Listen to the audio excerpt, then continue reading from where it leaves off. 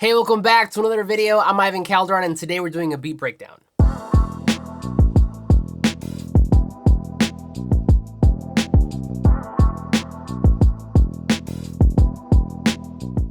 Okay, so this beat was actually inspired by Kehlani. She recently dropped her new album, and as I was listening to it this past Friday and over the weekend, I really enjoyed it. It was R&B, it was soul, but at the same time, it still had some modern elements. So then what we're gonna do today is I'm gonna show you a beat that I made from my perspective for her and after listening to this album. So without further ado, let's jump right in. All right, so jumping into Studio One, let me show you the beat first.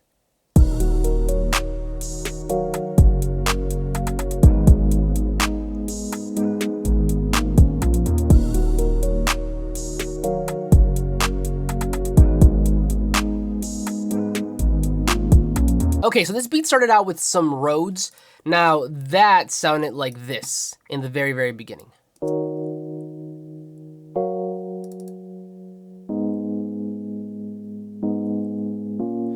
And then in case you're wondering, that is just the Rhodes preset from the Arturia V Collection 7.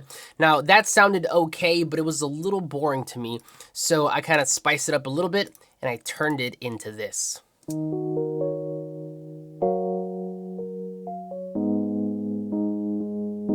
And then it just repeats. Now from here, I wanted some sort of texture, some sort of like ambient sound in the background. I didn't want a pad just yet, I still ended up adding one.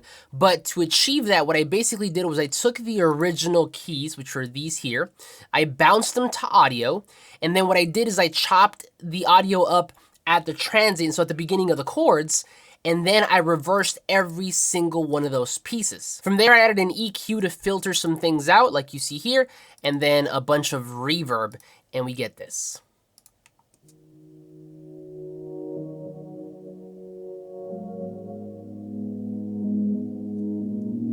Now, the reason that I reversed each chord individually as opposed to just reversing the entire file is because if I had reversed the file before I did any chopping, it would have reversed the order of the chord progression. So the first chord would have been the last, and the last would have been the first. By doing it this way, I still get that reverse ambient texture that I was looking for, but I also maintain the order of my chord progression, which ultimately helps it match up with my original keys. So then once again, this is what the reverse ambient progression sounds like. And then once we combine it with the original keys, we get this.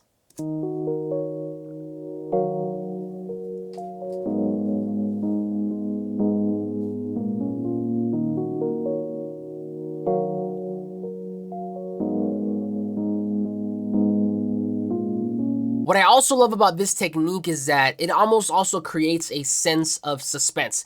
The chords are still in order, but because they're reversed, every chord is a buildup. Now from there, I took the original chord progression from my keys, the one without any melody, just the straight chords, and I added them to a pad. And now the pad by itself sounds like this.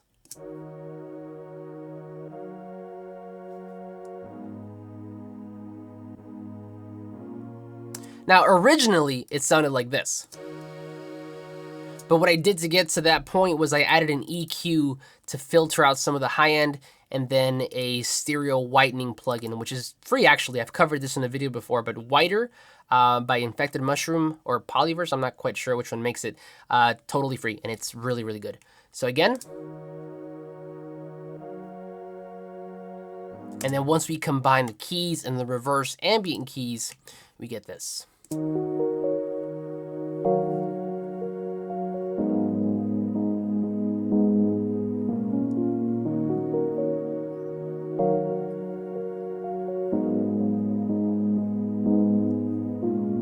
Now I'm gonna go back to this little vocal chop in a minute because that was the last thing that I added, but for now, let's go down to the drums. Okay, so the drums started out, of course, with a kick and a clap, and we get this. Super minimal. And then it just repeats. Now from there, I added a snap, so that one there, on every other clap, and it's super, super subtle, but we get this.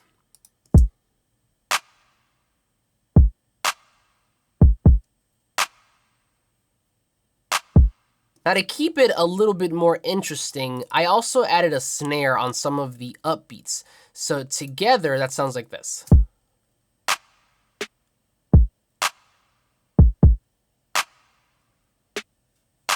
Now, if you notice, this sounds a little weird because there are certain spots in here that sound a little empty. So to fill that in, I added a rim shot, and you can see it highlighted here, and this is what we get.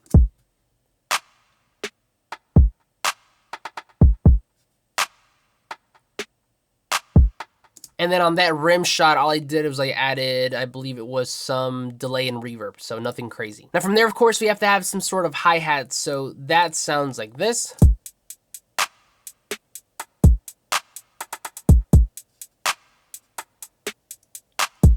And if you notice, there are some bits here where I cut out some of those hits just because I wanted to create a little bit more breathing room. Now from there, the last two percussive elements were just a crash and an open hat, and those sound like this.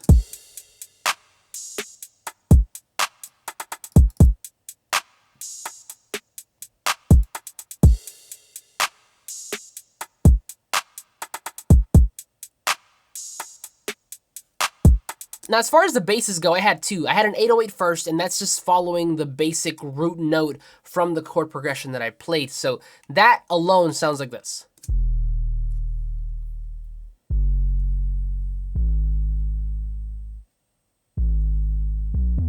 And then it just repeats. Now from there, I also added another bass, which was more of like a gritty bass, synth bass, and it's basically following the same progression, except that I added some cuts here just to kind of add some articulation, and I made some of the notes shorter, just to kind of make it more of like a melodic thing as opposed to just a background bass.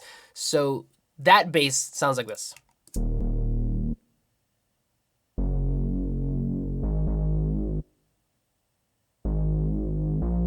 And once we combine those two, this is what that sounds like.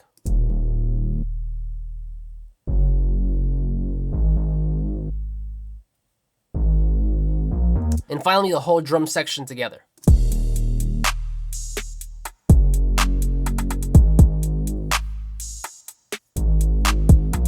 Okay, so the last element here was a vocal chop from Splice. Let me show it to you.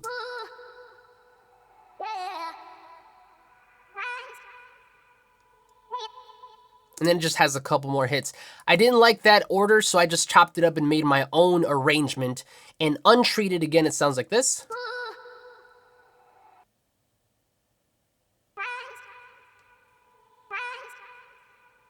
Now to get it to sound the way that I want it to, I added a little alter boy first on the older is better preset, which basically just lowers it a whole octave and then reduces or lowers the formant, and we get this.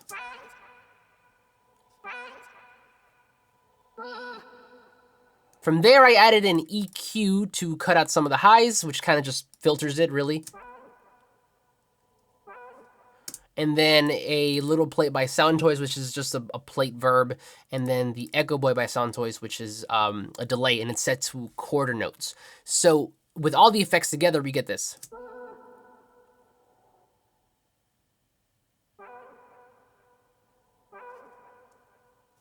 And if I play it with just the melodies, this is what we get.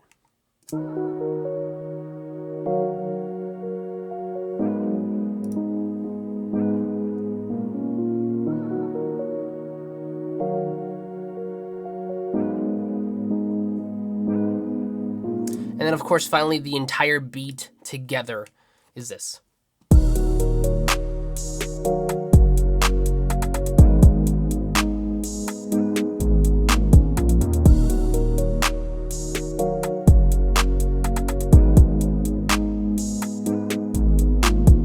But that's it for me. Thank you so much for watching. Now, as a thank you for sticking with me all the way to the end, I have a special gift for you. If you click the first link in the description, you're going to be able to download my free production toolkit, which basically is like a little care package for producers. It includes some sample loops that you can chop up and make beats out of, and it also includes some MIDI scales and MIDI chords to help you make more music. But again, thank you so much for watching, and as always, like this video if you like to subscribe if you're not already, but I'll see you on the next one.